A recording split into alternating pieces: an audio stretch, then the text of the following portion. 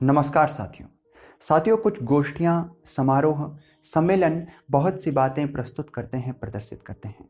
इसी प्रकार की एक गोष्ठी साहित्य आज तक के मंच पर हुई, जो कि अवसर था, जो विषय यहाँ पर था, आरएसएस के 100 वर्ष कैसे रहे, संघ के 100 साल कैसे रहे। इस विषय पर यहाँ कांग्रेस के प्रवक्ता मौजूद थे, बीजेपी के प्रवक्ता मौजूद थे, राजनीतिक विश्लेषक, पत्रकार महोदय और साथ में कुछ जनमानस भी यहाँ पर उपस्थित थे। जब जनता को सवाल पूछने का अवसर मिला, क्योंकि यहाँ पर केवल इसी विषय पर चर्चा नहीं हुई, बल्कि साथ में वर्तमान में जो कुछ राजनीतिक घटनाक्रम रहे हैं उन पर भी चर्चा हुई। जब जनमानस को सवाल पूछने का अवसर मिला तो जनता से 4 प्रश्न लिए गए और 4 के 4 प्रश्न कांग्रेस के प्रवक्ता से पूछे गए। इससे बहुत कुछ साफ हो जाता है कि जनमानस में जो आवाज मुखर है वह किनकी है।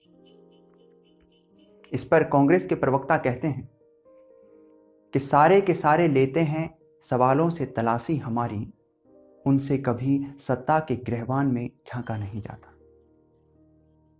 साथियों, इससे बहुत कुछ स्पष्ट होता है और यह बात ठीक भी है। सरकार किनकी है और सवाल किनसे किए जा रहे हैं। उनका केवल यही कहना था कि आप सवाल हमसे करते हैं। इस पर बीजेपी के प्रवक्ता मुस्कुराते हैं और कांग्रेस के प्रवक्ता इस पर यही बात कहते हैं कि आप सवाल हमसे ही क्यों करते हैं, जबकि हम तो सरकार में भी नहीं। जनता राहुल गांधी जी के कार्यक्रमों को लेकर, उनके कार्यों को लेकर, उनके कदमों को लेकर सवाल करती है।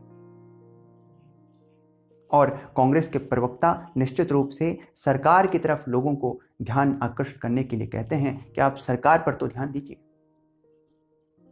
कांग्रेस अब तक अपने बीते उन कार्यकालों में उठे सवालों के जवाब दे रही है।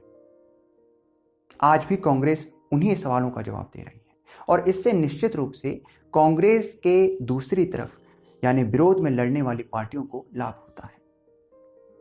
यहां पर जो है अन्य कुछ विषयों पर भी चर्चा हुई, जैसे महाराष्ट्र के चुनाव को लेकर चर्चा हुई और महाराष्ट्र के चुनाव को जीतने को लेकर सुधांशु त्रिवेदी जी ने 4 बातें स्पष्ट रूप से कही कि हम कैसे महाराष्ट्र का चुनाव जीत गए। उन्होंने 4 बातें कही। पहली कि हमारी सरकार ने वहां पर जो जन कल्याण की योजनाएं थी वो जन जन तक पहुंची हैं। निश्चित रूप से इस बात को कोई भी पक्ष के व्यक्ति, सरकार के व्यक्ति कहेंगे, विपक्ष के लोग इस बात को हमेशा जो है उतना सकारात्मक नहीं देखेंगे।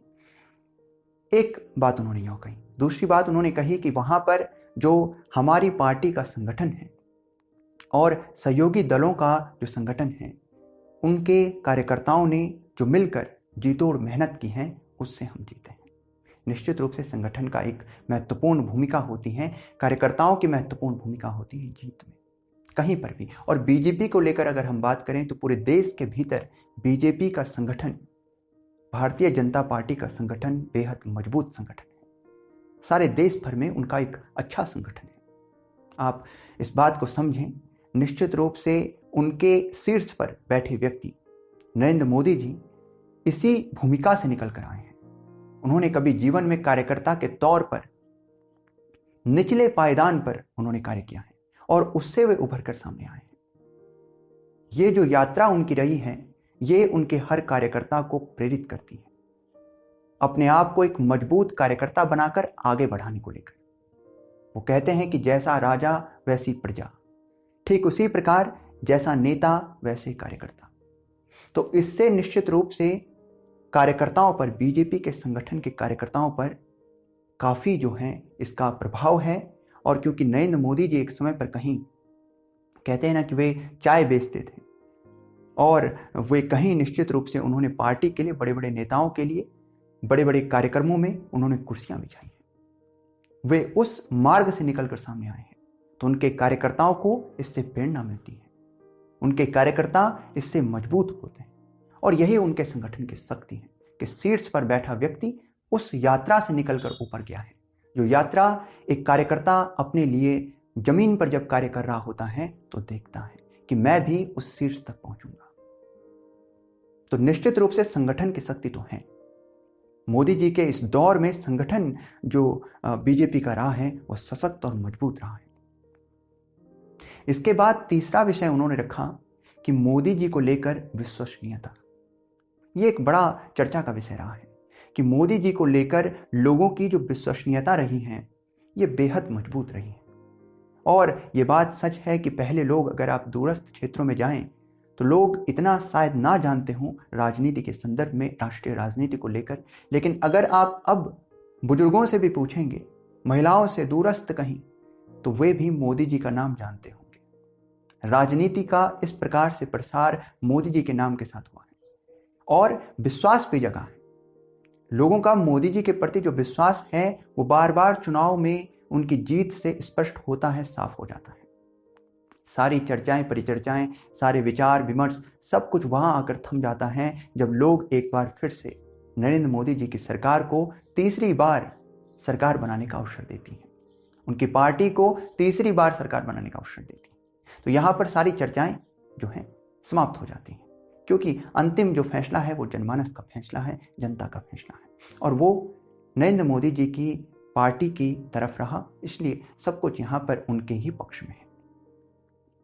तो विश्वसनीयता नरेंद्र मोदी जी के प्रति एक तीसरा बड़ा कारण उन्होंने बताया। और चौथा जो कारण रहा है वह सांस्कृतिक भूमिका, वह सांस्कृतिक गौरव जो महाराष्ट्र के मराठा जो है वो साम्राज्य, छत्रपति शिवाजी महाराज का एक साम्राज्य रहा है, और उस साम्राज्य की जो का विस्तार रहा हो एक समय तक, दिल्ली तक उसका प्रभाव रहा है।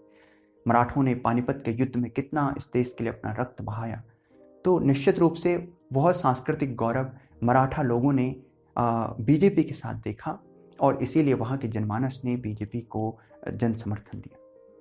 तो इस प्रकार से उन्होंने कुछ इन बातों का और महाराष्ट्र की विजय को उन्होंने विश्लेषण किया। साथ में देश भर में अनेक अन्य चुनाव हुए, हमारे उत्तराखंड में भी चुनाव हुआ, और केदारनाथ की सीट पर जो है चुनाव हुआ, हम सब ने देखा।